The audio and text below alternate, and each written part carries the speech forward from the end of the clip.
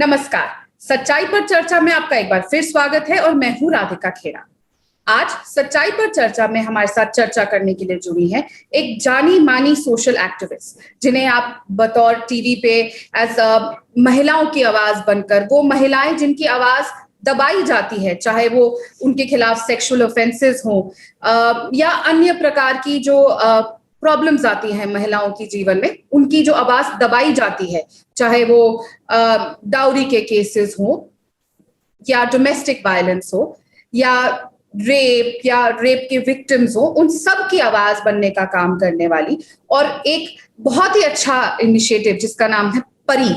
पिछले कई सालों से वो परी एक इनिशिएटिव चला रही हैं उन महिलाओं की आवाज बनने के लिए, और सिर्फ महिलाओं की आवाज नहीं, आज वो बतौर एक कोरोना वॉरियर किस तरीके से पिछले एक साल से लोगों के साथ काम कर रही हैं, पिछले लॉकडाउन से लेकर अब तक, चाहे वो ग्राउंड में हो या उन तक दवाइयां पहुंचाना, बिस्तर दिलवाना, वेंटिलेटर, आईसीयू मुहैया करवाना, या सिर्फ दिल्ली ही नहीं पूरे देश भर में ये काम कर रही है।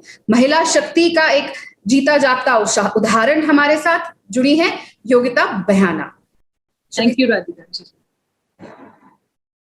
योगिता जी, कई साल हो गए हमें आपको देखते हुए, आप किस तरीके से पीड़ित महिलाओं की और खास करके वो आवाजें जो बार बार दबाई जाती हैं उनकी आवाज बन के काम कर रही हैं। करीबन 14 साल तो हमें हो गए आपको देखते हुए। तो दिल्ली में पली बड़ी, दिल्ली यूनिवर्सिटी से मेरे को जहां तक जानकारी है आप पढ़ी हैं, तो क्या आप शुरुआती तौर से ही सोशल एक्टिविस्ट रही हैं कि पहले आप कुछ और करती थी? इस आवाज बनने का आपके अंदर से शुरुआत से ही आप ये कर रही थी कि कैसे यहाँ तक आया सफर? So I was not from this background. मैं एयरलाइन में जॉब करती थी। मैं दिल्ली यूनिवर्सिटी से पढ़ी हूँ। मिरांडा हाउस से मैंने ग्रेजुएशन किया है, दिल्ली यूनिवर्सिटी से। दिल्ली में ही स्कूलिंग किया है और जब मैं 18 इयर्स की थी तब से मैंने जॉब शुरू कर दिया था और it was a very demanding job. मैं पूरी दुनिया का भ्रमण किया। मैं एयरलाइंस में थी। Started with flight attendant to becoming quite senior in one of the leading airlines, Kingfisher airline में काफी अच्छे पद पर काम किया है। और उसके बाद मुझे लगा कि जो कुछ ऐसे इंसिडेंट्स हुए थे, मुझे लगा कि नहीं, हमारे देश में हमें काफी हेल्थ इंफ्रास्ट्रक्चर, तब कुछ एक ऐसा किस्सा हुआ था, किसी एक्सीडेंट विक्टिम को मैं हॉस्पिटल ले गई थी, तो कभी सरकारी हॉस्पिटल में कभी गई नहीं थी।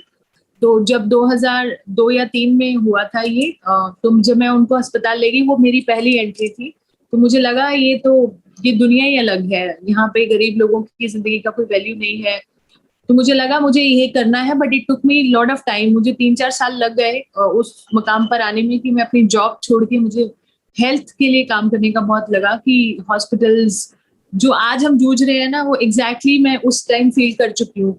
और फिर मैंने 2007 में अपनी नौकरी छोड़ के डिग्री लिया डिजास्टर मैनेजमेंट में रेड क्रॉस के साथ, और मैंने 1 साल फुल टाइम MBA उसका उस इक्विवेलेंट है वो किया। 2008 टू 2011 एंड तक 2-3 साल मैंने दिल्ली गवर्नमेंट में as a volunteer in again hospitals, या हेल्थ मिनिस्टर थी, उनके साथ एसोसिएट होके काफी सीखा। मैं ये नहीं कहूंगी कि काम किया, मैंने सीखा क्योंकि मुझे काम करना था इसी फील्ड में। बट जब निर्भया केस हुआ 2012 में, तो आपने भी उसको फील किया होगा, हमने सबने फील किया, तो मुझे लगा कि जो ये सेक्सुअल वायलेंस है, जो ब्रुटैलिटी है, उसकी तरफ भी मेरा ध्यान गया। मुझे लगा यहाँ पे भी काम होने की जरूरत है। तो वो भी पैरेलल चीज शुरू हो गई, बट लोगों ने मुझे उससे इसलिए जाना क्योंकि वो एक प्रोटेस्ट में काफी आगे तक गए, तो उसका चेहरा मैं बनी, और इन द सेंस कि लोगों ने उससे ज्यादा मुझे एसोसिएट किया। हाउएवर मेरा हेल्थ से मेरा शुरुआत हुआ, बट लोगों ने मेरे को जाना निर्भया केस के बाद। तो लोग अभी भी मुझे निर्भया केस से ही ज्यादा जानते हैं क्योंकि मैं बच्चियों और महिलाओं के साथ भी काम करती हूँ। बट जैसा कि कहते हैं कि इंडिया में there is no death of these issues. मुझे काफी सारे इश्यूज, पर सब इंटर रिलेटेड है। तो डेफिनेटली जब ये कोविड और लॉकडाउन का ये जब हमने सुना, तो मुझे सबसे पहला मेरा यही था कि मुझे पता था कि, मतलब ये नहीं कहूंगी कि मैं दूरदर्शी हूँ, बट एक इंस्टिंक्ट थी कि ये जो लॉकडाउन अनाउंस हो रहा है तो बहुत इश्यूज, क्योंकि अनप्लान्ड था, वो प्लानिंग से नहीं किया ना, 1 या 2 दिन 3 दिन कोई नोटिस नहीं दिया गया। तो मुझे मालूम था कि एग्जैक्टली क्या होने वाला है, माइग्रेंट्स का इशू या खाने का इशू। तो डे 1 से उसी पे काम करना शुरू कर दिया था, क्योंकि of course I have studied in disaster management, तो मुझे एप्रीहेंशन था उस चीज का।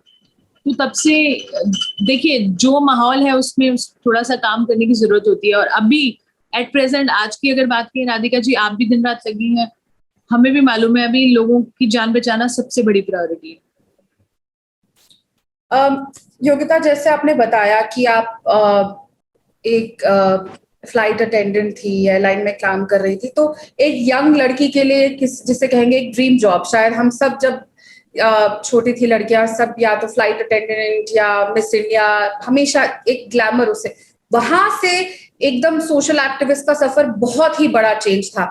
वहां पे you are well paid also, यहाँ पे जब आप सोशल एक्टिविस्ट होते हैं, और ये सच्चाई है कि आपको अपने घर का भी पैसा लगाना पड़ता है मदद करने में, तो आपको कई बार ये दिक्कतें आई होंगी, because this is a very major issue कि शुरुआत में भी और घर में भी सवाल उठते हैं कि आप क्यों, एक फ्रेंड सर्कल में भी, कि आप इतनी ग्लैमरस जॉब छोड़ के क्यों लोगों के बीच और पीड़ित लोगों के बीच, क्यों आप दुख के बीच में जाना चाहती हैं।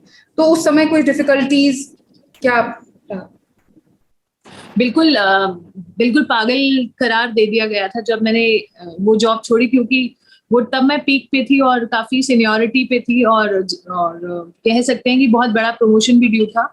और उस समय जब ये जॉब छोड़ी तो लोगों ने तो दूर, घर वालों ने आपको एक ऐसा तबका दे दिया कि आप बहुत ही स्टूपिड हैं अगर आपने ये डिसीजन लिया, वो भी एनजीओ चलाने के लिए, झोला छाप, यू नो दैट पिक्चर जो उनके माइंड में है, आप क्या ये झोला छाप काम करना चाहते हैं, करिएगा जब आप सेटल हो जाइएगा। तो मैंने कहा अगर अभी नहीं किया तो, ये मेरा पैशन है, तो जॉब मैंने किया, मैंने 7 साल किया and I enjoyed it.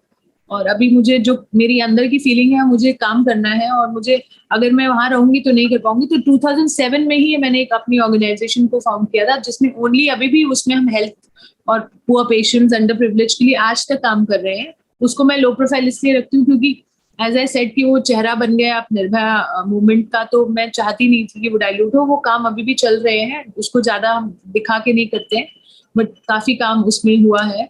But जो रिफॉर्म्स हम चाहते थे हेल्थ इंफ्रास्ट्रक्चर में, जो विजन मेरे माइंड में था, I am not ashamed to say कि वो काफी हद तक शुरू हो चुका था 2007, 8, 9, 10 में, बट अब वो बिल्कुल डाइल्यूट हो चुका है। और मुझे लगता है हम बैकवर्ड्स चले गए इतने सालों में। जो इम्प्रूवमेंट होनी चाहिए उल्टा हम नेगेटिव में, आज हम देखिए कहाँ खड़े हैं। हमारे दिल्ली में ऑक्सीजन तक नहीं है, दिल्ली के पूरे हिंदुस्तान में कहीं ऑक्सीजन नहीं है। और देखिए कहाँ हमारा विजन था कि वर्ल्ड क्लास हेल्थ इंफ्रास्ट्रक्चर हमारी देश बने। तो बहुत काम होने की जरूरत है। जैसा आपने मुझे बताया था कि आप हेल्थ इंफ्रास्ट्रक्चर में दिल्ली गवर्नमेंट के साथ वॉलंटियर भी के तौर पे भी काम करी हैं जब शीला जी की सरकार थी, कांग्रेस की। आज जब आप बतौर, अब तो आप जनता के वॉलंटियर बन के काम कर रही हैं, किसी भी सरकार के साथ जुड़ी नहीं है, तो जब पहला लॉकडाउन लगा, उस लॉकडाउन से शुरुआत करते हैं कि आपने किस तरीके से, मैं देखती थी खाना पहुंचाने की बात हो या जब माइग्रेंट वर्कर्स थे उन केसेस में और महिलाओं के साथ, तो फर्स्ट लॉकडाउन में क्या क्या दिक्कतें आई? इसी टाइम की बात है, पिछले साल जब लॉकडाउन लगा था और किसी को कुछ नहीं पता था, सब कुछ बंद हो गया था, जैसे आपने बताया अनप्लान्ड। तो क्या आपको दिक्कतें आई और किस चीज से जूझना पड़ा, लड़ना पड़ा, और कैसे मदद कर, सबसे ज्यादा क्या चीजों पे फोकस रहा? देखिए राधिका जी, अगर हम पिछला लॉकडाउन और पिछला साल का चैलेंज देखें, हमें लगा वो बहुत बड़ा चैलेंज था, बट अनफॉर्चुनेटली और फॉर्चुनेटली जो स्थिति में हम आज हैं उसके मुकाबले वो कुछ भी नहीं था। उस समय बेसिक चीजों के लिए हमने चैलेंजेस देखे, लोगों के पास बिल्कुल निकलने के लिए वो नहीं था जरिया, खाना पहुंचाना। ऑफ कोर्स ये बहुत बड़ा चैलेंज है, मैं डिनाई नहीं कर रही हूँ, और हमने फेस किया है। मुझे नहीं लगता कि उससे ज्यादा काम मैंने अपनी जिंदगी में किया होगा उन 1-1.5 महीने में। और अब लग रहा है कि हम, और अभी तो जिंदगियों के साथ हम डील कर रहे हैं। तो ऑफ कोर्स वो बहुत बड़ा चैलेंज था, बट मैनेज हो गया, क्योंकि लोगों को मरते हुए नहीं देखा। पर ये जो अभी हम देख रहे हैं पिछले 15 दिन में, इसका तो मतलब कोई बियॉन्ड वर्ड्स है ये सारे एक्सपीरियंस। तो वो चैलेंज अलग थी, पर ये चैलेंज तो बहुत ज्यादा है। उसमें हमने मैनेज किया क्योंकि हम मनोबल से लड़ते रहे। अभी तो मनोबल छूट रहा है। और आपने जैसा कि बोला कि मैंने शुरुआत तो की थी दिल्ली गवर्नमेंट में, तब शीला जी के साथ, बट उसके बाद कंटिन्यूसली मैंने सारी सरकारों के साथ काम किया है बतौर consultant, unpaid, all unpaid, because I never wanted to charge them money for my passion. तो चाहे वो कांग्रेस की सरकार हो, चाहे वो दिल्ली की आम आदमी पार्टी की सरकार हो, चाहे वो भाजपा की सरकार हो, मैं अपने सजेशंस हमेशा लेके जाती हूँ, मैं अपनी सर्विसेज हमेशा ऑफर करती हूँ। बट अनफॉर्चुनेट है अभी वो कुछ नहीं सुन रहे हैं। बट मुझे इसको पॉलिटिकल नहीं करना है, बट बहुत बहुत ही दयनीय स्थिति है। पिछली बार जो आप कह रही हैं कि चैलेंजेस यही थे कि एक तो अनप्लान्ड था, एक तो अनाउंसमेंट करके समय नहीं दिया गया, और माइग्रेंट्स को अच्छे से डील नहीं किया गया। वो बहुत बड़ा चैलेंज था, उनको घर तक पहुंचाना, और उनमें वो कॉन्फिडेंस नहीं डाला गया कि आप यहाँ रहिए, हम आपको खाना देंगे, आपको हम शेल्टर देंगे। वो कॉन्फिडेंस नहीं दिया गया सरकारों की तरफ से, चाहे वो केंद्र सरकार हो, चाहे वो दिल्ली की सरकार हो। और वही फेलियर आज हम इनका दोबारा यहाँ देख रहे हैं इस समय। तो बेसिकली तब भी और आज भी एक ट्रस्ट डेफिसिट लोगों का सरकार का के बीच में ये शुरू से देखने को आया, और शायद वो गैप बढ़ता जा रहा है। आज की बात कर रहे हैं हम, तो सोशल मीडिया पे तो हम आपको देखते ही रहते हैं, पर सोशल मीडिया पे जो हम दिक्कतें देखते हैं वो एक गिना चुना नंबर है जो सोशल मीडिया तक पहुंच सकता है। जो नंबर्स है, जो स्थिति है, वो बहुत भयानक है, ये हम सब जानते हैं। और उसके बारे में क्या आप हमें कुछ बता सकते हैं? क्योंकि सोशल मीडिया पे, फेसबुक, ट्विटर पे तो सबको पता है क्या हो रहा है, पर ग्राउंड पे क्योंकि आप देख रही हैं, आप जा रही हैं मदद करने को, आपके पास I am sure social media से उतरकर भी हेल्प मांगने लोग आते होंगे, तो वो क्या असली जो स्थिति है उसके बारे में आज, कि कैसे लड़ रहे हैं, क्या प्रॉब्लम्स हैं, प्लीज कुछ बताइए। राधिका जी, अगर आप नॉर्मल स्थिति में भी अगर ये सब ना हो, जो कि पेंडेमिक का जिसको नाम दिया गया, मैं तो इसको बोलूंगी कि पेंडेमिक नहीं, ये मैन मेड है। हमें जब भी डिजास्टर मैनेजमेंट समझाया गया कि दो तरह के डिजास्टर होते हैं, एक होता है नेचुरल और एक होता है मैन मेड। तो नेचुरल था पिछले साल, मैं कह सकती हूँ कि जो natural, of course there is a still fight between कि वो मैन मेड वायरस है या नहीं, पर वो वायरस आ गया तो वो हम उसको नेचुरली ट्रीट कर रहे थे और सबने योगदान दिया। पर जो इस बार हुआ है, मैं इसको नेचुरल डिजास्टर नहीं बोलूंगी या पैंडेमिक नहीं बोलूंगी, it is a proper failure. क्योंकि आपने तैयारी नहीं की, प्रिपेयर्डनेस जो हमें बताया जाता है कि डिजास्टर मैनेजमेंट में भी अगर आप ₹1 प्रिपेयर्डनेस में खर्चते हो तो आप 99 रुपीज सेव करते हैं पोस्ट डिजास्टर। तो यही एग्जैक्टली हुआ है कि आपने जो वो ₹1 बचाया है प्रिपेयर्डनेस में, वो आप उसका भुगत रहे हैं लोगों की जानों से।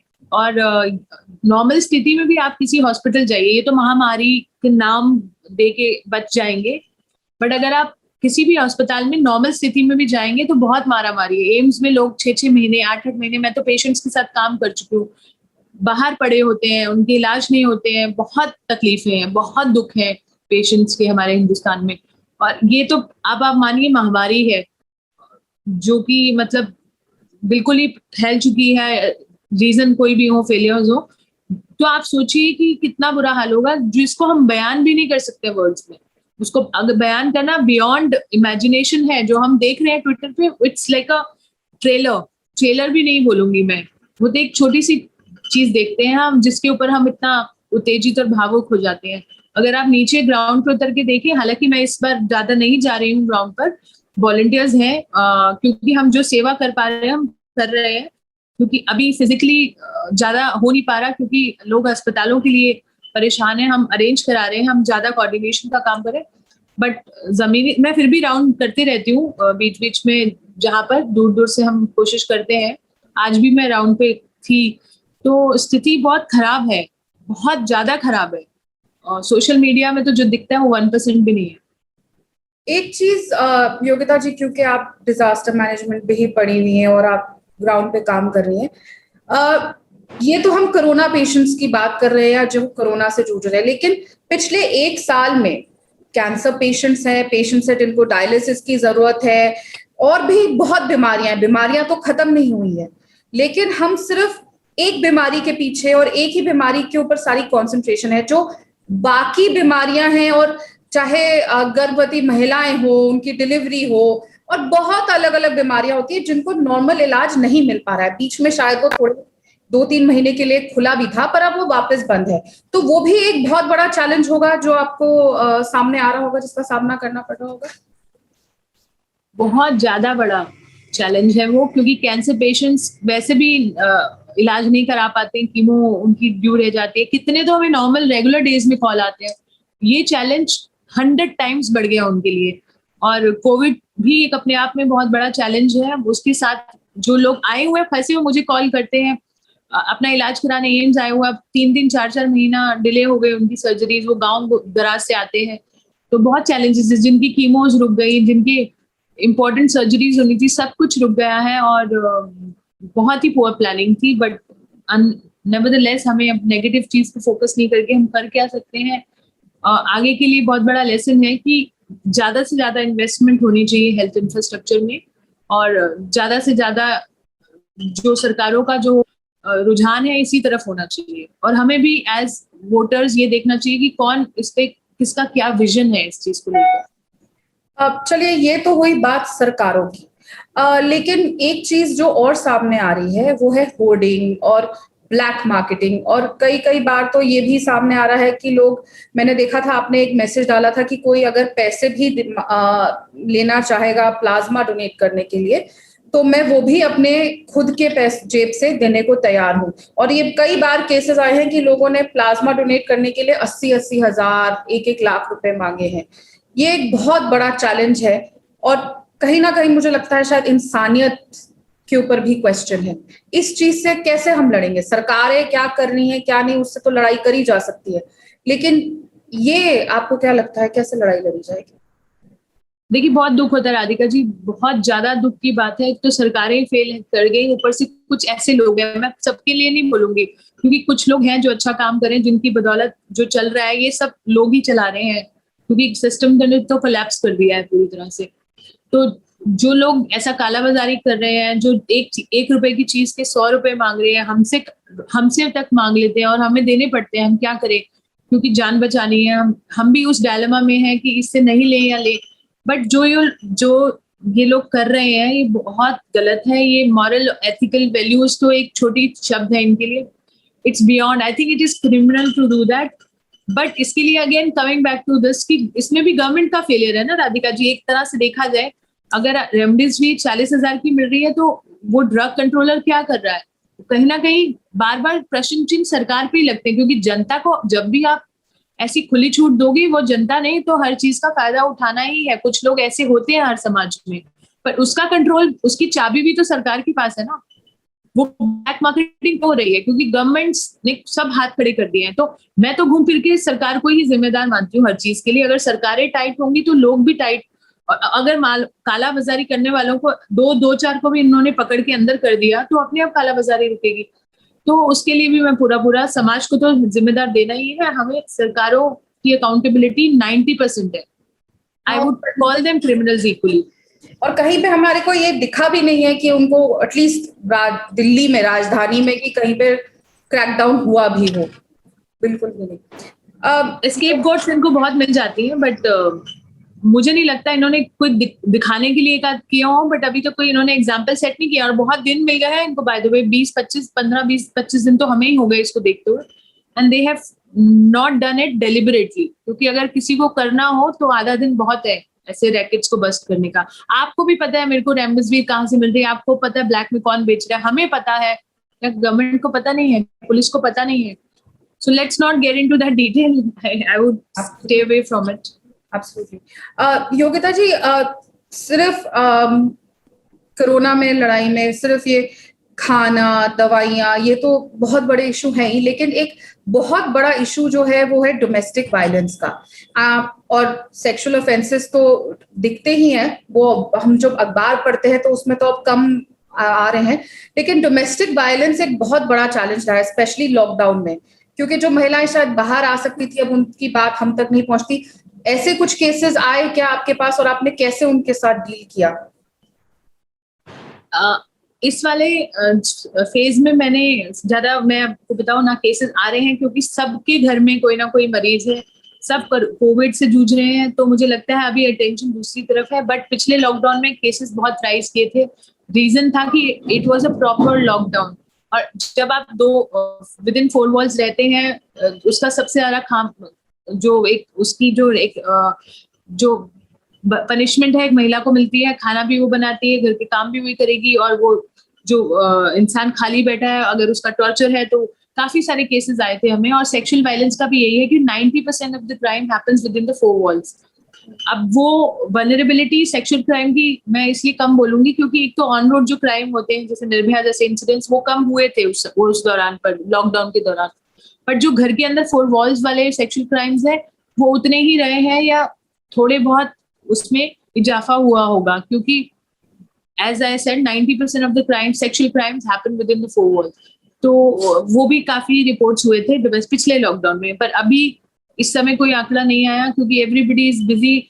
इस बार जान का सवाल है, तो लोग अपनी जान बचाने के लिए लगे हैं अस्पतालों में, लाइफ सेविंग ड्रग्स में। तो अभी तक कोई ऐसा रुझान आया नहीं है, भगवान ना करे कुछ ऐसा आए भी, but at present the priorities are different right now. तो maybe we will get to know, maybe थोड़े दिन बाद पता चलेगा इसका।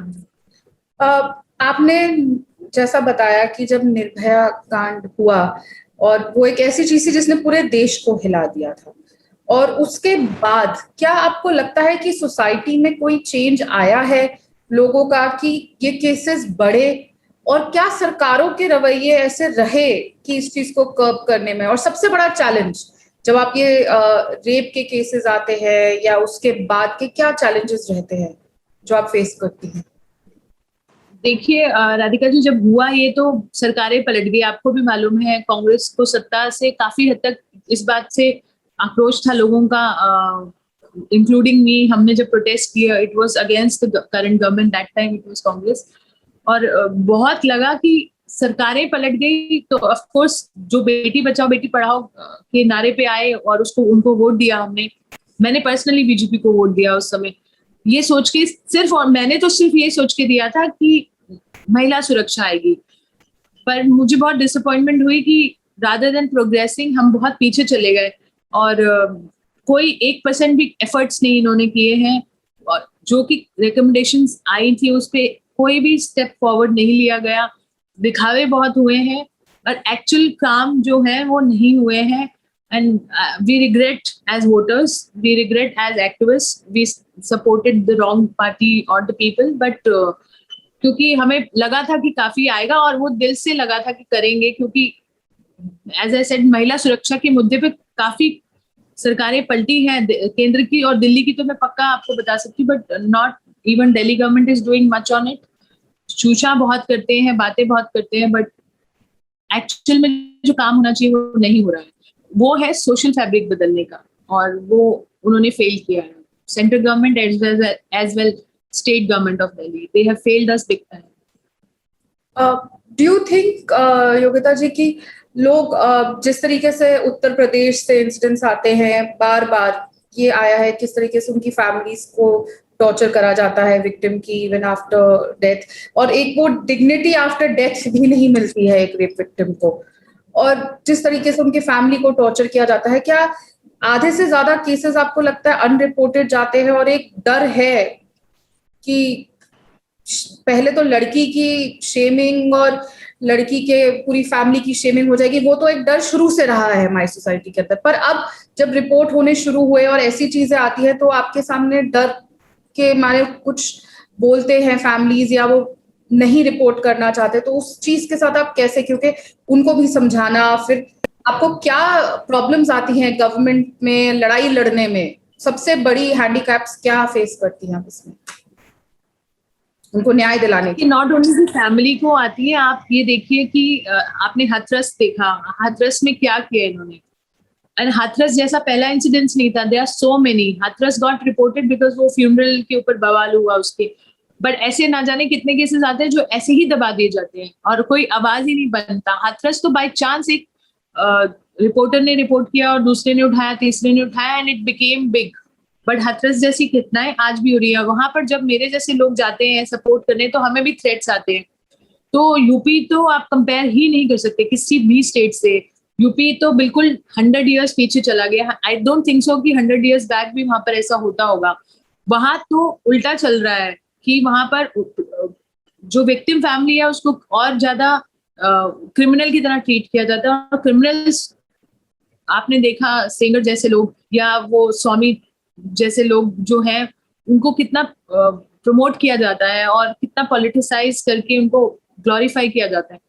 तो ये उत्तर प्रदेश में ऐसे एग्जाम्पल्स हैं, और पिछली सरकारों ने भी कुछ कमेंट्स ऐसे किए। तो उत्तर प्रदेश का तो कोई कंपैरिजन ही नहीं है पूरे इंडिया से। और मुझे हैरानी होती है, जो मैं वहाँ की सीनियर लेडीज जो मिनिस्ट्री में है या कमीशंस में, उनसे बात करती हूँ, तो वो ऐसी ऐसी बातें वो बोलते हैं कि यहाँ की पॉपुलेशन ज्यादा है, इसीलिए यहाँ ज्यादा रेशियो है।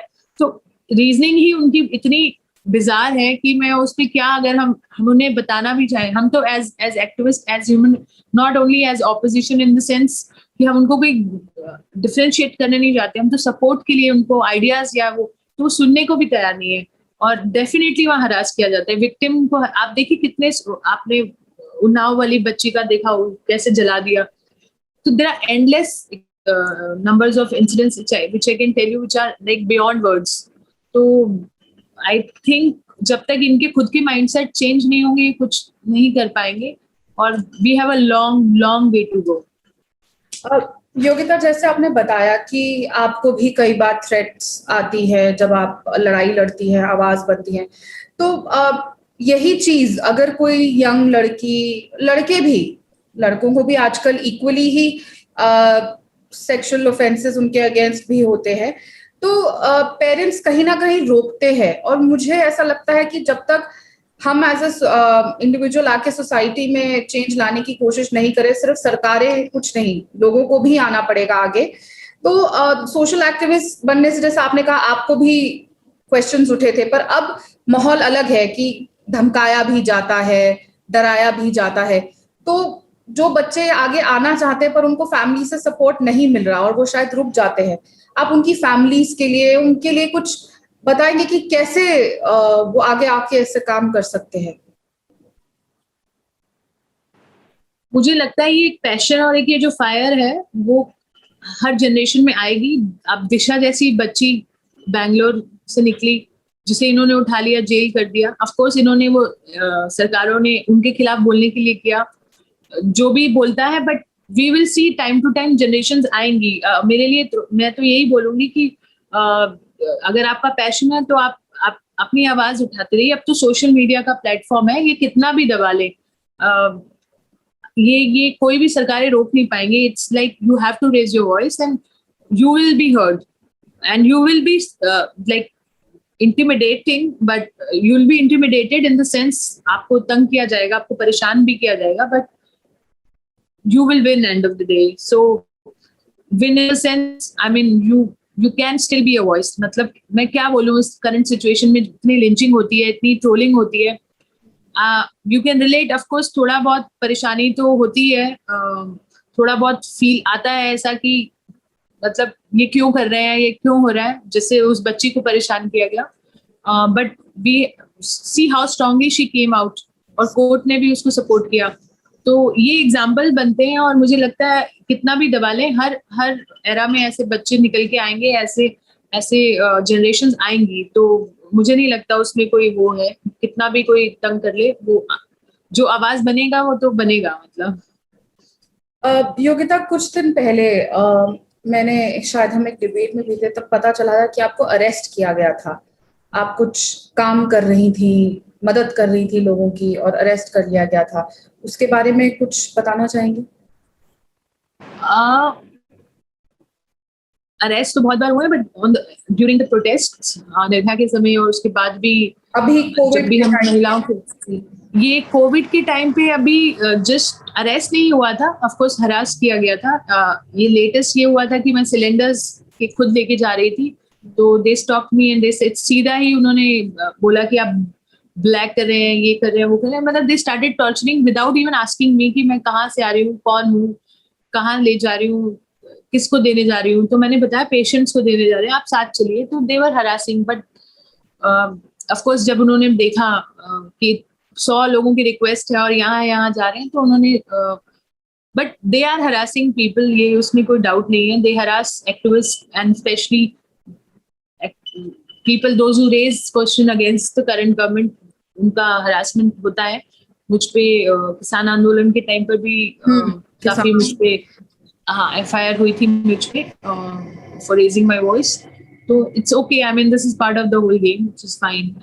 One has to live with it. अगर आपको आवाज उठानी है तो आपको इन सब चीजों के लिए तैयार रहना पड़ेगा. You have to deal with it. Thank you Yogita, हमारे साथ जुड़ने के लिए, बात करने के लिए. You are an inspiration to many many young girls and I hope God gives you the strength to continue being the voice of voiceless.